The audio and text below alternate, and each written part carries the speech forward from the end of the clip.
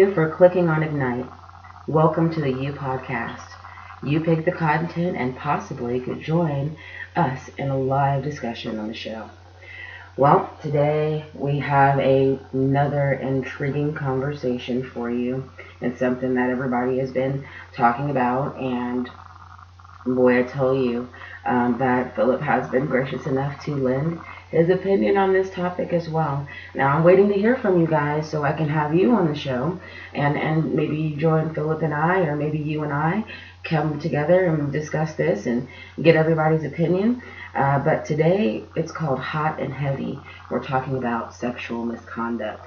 Now, I think there is a lot going on with this sexual misconduct. I think that I've been a victim, and probably everybody in the whole world has been a victim of sexual misconduct. The definition of it is anybody doing something uncomfortable, something that makes you feel some kind of way or uncomfortable in your presence, and you report it. So where is that fine line? I understand professionalism, and you can ask everyone that worked with me that I was a consummate professional. But there comes a time where you have a little downtime. You want to get to know the people that are around you, want to know what they like.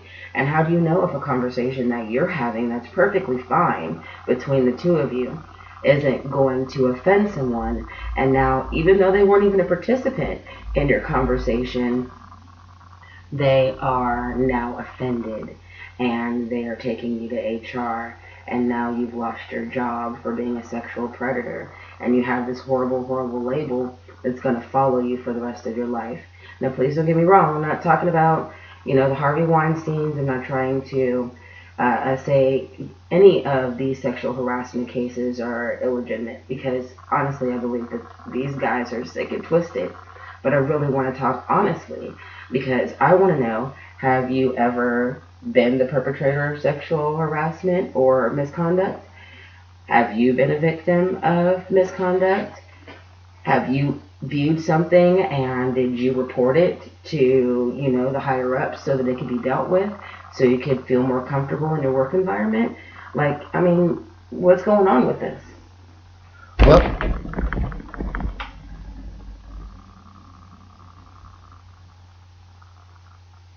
that was the thunder before the storm. Man, yeah, we are having some inclement weather out here in Texas right now. Yeah, sexual harassment, being in leadership. As the leader, you get sexually harassed more than the leader harass the employees. I agree, and then you are also the victim more often, because they're telling these fibs on you because they want your position, which has happened to me, and I'm sure I remember it happening to you. Yes. Something innocent.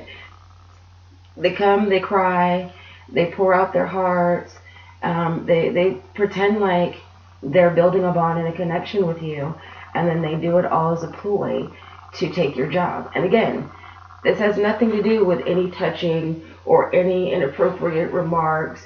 It's, oh, you looked at me and I felt like you were falling in love.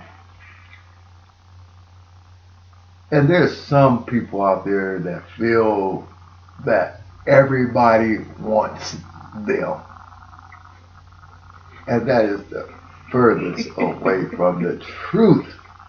That's most people that are offended by what we call sexual harassment are people who are looking for attention, that don't get that attention. Because if I walk up to a young lady and say, "You look nice today," that is paying a compliment. I don't want anything in return. I don't want nothing from her. I don't even want to know her name. I'm just paying her a compliment. I think you look nice today. But some people will run and make a big deal out of that. But I thought that used to be regarded as gentlemanly. I used to think that paying a woman a compliment, even in the old Western movies, was something that men were taught to do, even if the woman wasn't particularly attractive. Absolutely. To just give her a compliment anyway. It makes the biscuits better. I'm just telling you. I think what making the biscuits better now is the gravy.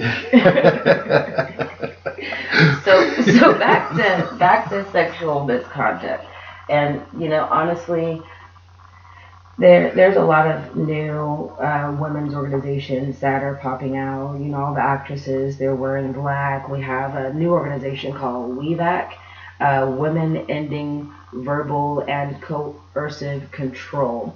So there's lots of new organizations for women to report. Please don't think that we jest because of our experiences about it. Believe me, there have been honest occurrences where these women were legitimately in situations, and I believe that each time that we were in situations like that they were handled accordingly, and the people that were the perpetrators of those instances were always severely reprimanded, and most of them no longer have their positions. So the same course of action as Harvey Weinstein, when it's proven that you have done something that's inappropriate, I'm just trying to see where the line is, because there's normal human interaction and then there's sexual harassment. And I'm finding it hard to understand a definition that says any and everything that offends me is sexual harassment, because any and everything is not sexual. Just don't take the bait. You bite that bait. How can you call it sexual harassment?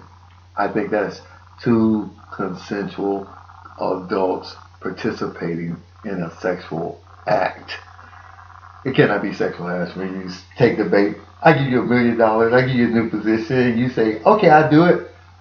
See, now you're also using your power in a very, very, very bad way.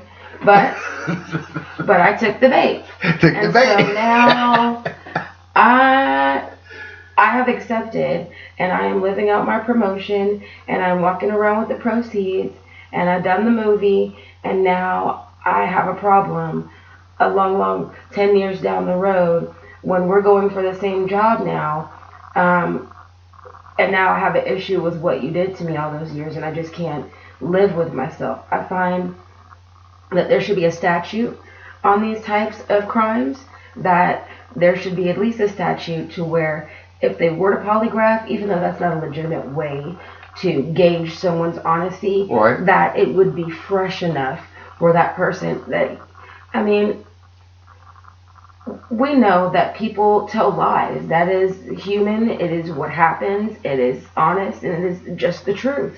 To bribe someone, it's against the law. To accept the bribe, it is against the law. And see, now you're bringing up they're both criminals, huh? Absolutely. Especially in some of those situations where they got the book deals and all of that. But the acting deals. I don't think that they're going to explore that part of it at this moment right now. I think they're more concerned with getting those predators and those nasty, yucky people out of those positions, because I think it is time that women were able to go through the ceiling, that women were in those positions of power. That's not going to say that women aren't going to do the same thing and use their power. That use their power to try to do the same thing. So it is time that we address these issues. It's time that we put some safeguards down. Now, we don't have to make them laws, but why don't we make sure that each company is responsible for maintaining a professional atmosphere at all times? And when it is noticed that someone's acting unprofessionally, it should be addressed immediately, kind of like, what happens with a dog. You don't let the dog poop in the corner and poop in the corner and poop in the corner, and then all of a sudden get mad at the dog about pooping in the corner. You address it, or you allow the behavior. So, like a dog, sexual harassment, you get neutered. Ignite that conversation. Sexual harassers getting neutered. Now that's a good way to end, you guys. I'll talk to you soon.